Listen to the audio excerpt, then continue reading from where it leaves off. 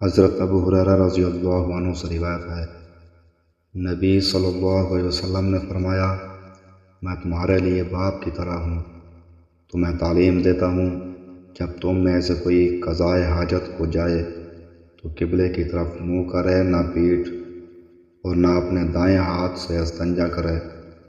اور اللہ کے رسول صلی اللہ علیہ وسلم 3 ڈھیلوں سے صفائی کرنے کا حکم دیتے تھے، اور لید اور ہڈی کے ساتھ صفائی سے منع فرماتے تھے۔ سنن نسائی حدیث نمبر 40۔ حضرت مہاجر بن کنفذ رضی اللہ عنہ سے روایت ہے کہ انہوں نے نبی صلی اللہ علیہ وسلم کو سلام کہا جب کہ آپ پیشاب کر رہے تھے، تو آپ نے سلام کا جواب نہ دیا حتیٰ کہ وضو کرنے لگے، اور جب وضو مکمل کیا تو سلام کا جواب دیا۔ سنن نسائی حدیث نمبر 38۔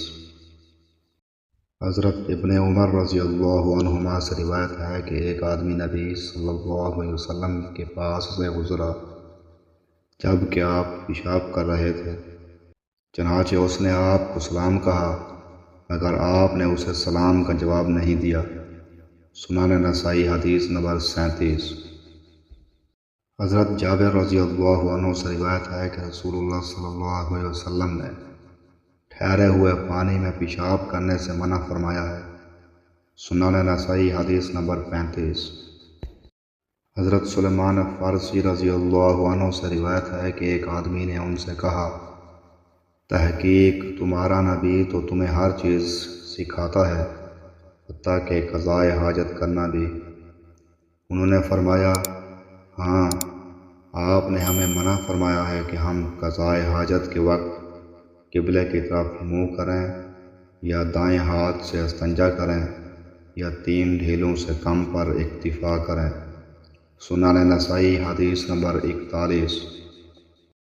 حضرت عبداللہ بن مغفل رضی اللہ عنہ سے روایت ہے، نبی صلی اللہ علیہ وسلم نے فرمایا، تم میں سے کوئی اپنے غسل کی جگہ میں پیشاب نہ کرے، کیونکہ عموماً وسوسے اسی سے پیدا ہوتے ہیں۔